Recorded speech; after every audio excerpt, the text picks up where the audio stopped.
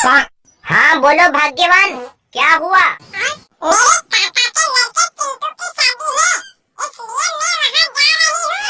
तो चली जा भाग्यवान, तुझे किसने रोका है?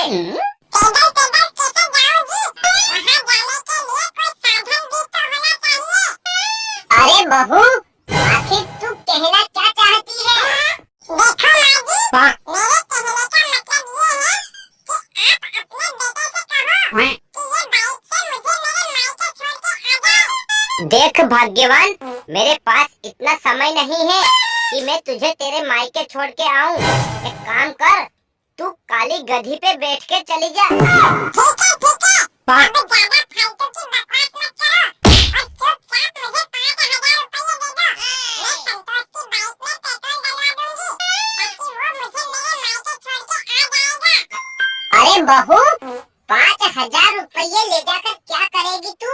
अरे इतना पैसा तो मैंने अपने जीवन में आज तक नहीं देखा। Oh no! क्यों माँ जी? आप जानती हो ना, मेरे छोटे भाई की शादी है, तो उसके लिए कपड़े और चांदी के गहने ले जाऊंगी, इसलिए मुझे 5,000 रुपये दिलवाइए।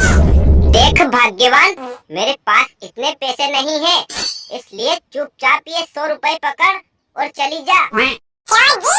जब से यहाँ करके आई हूँ, रात दिन तुम्हारे घर में नौकरों की तरह काम कर रही हूँ और मुझे ही पैसा देने से मना कर रही हो।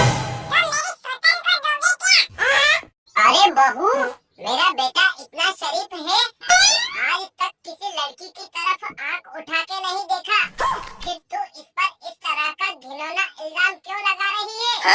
अब क्या बताऊं माँ जी, उनकी शक्ल ही गेंडे जैसी है, तो कोई लड़की उनकी तरफ देखना भी पसंद क्यों करेगी? वो तो किस्मत फूट गई थी मेरी, जो मेरे बाप ने पैसों के लालच में आके इस बदसूरत आदमी के साथ मेरी शादी करा दी। Oh no! अब चुप हो जा भाग्यवान, वरना मुझे गुस्सा आ गया तो तेरे ऊपर पेट्रोल छिड़क के तुझे जिंदी जला डालूंगा। और मुझे गुस्सा आ गया तो मैं तुम दोनों माँ बेटे के सिर पे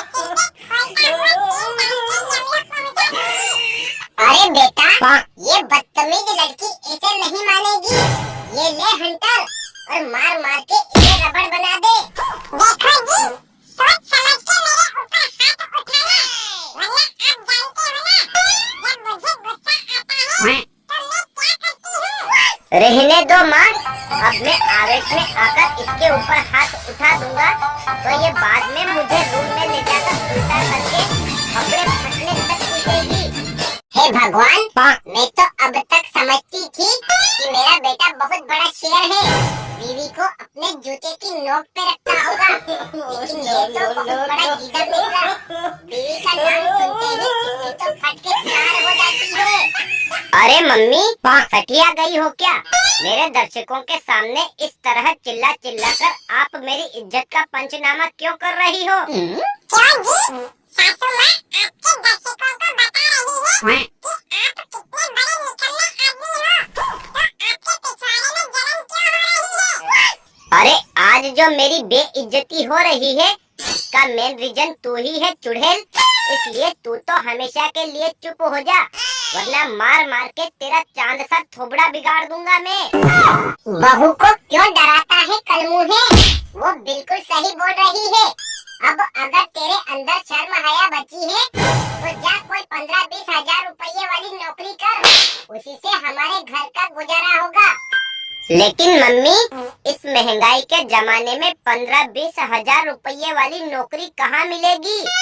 कैसी बात करता है बेटा, तू बाहर जाके तलाश तो कर।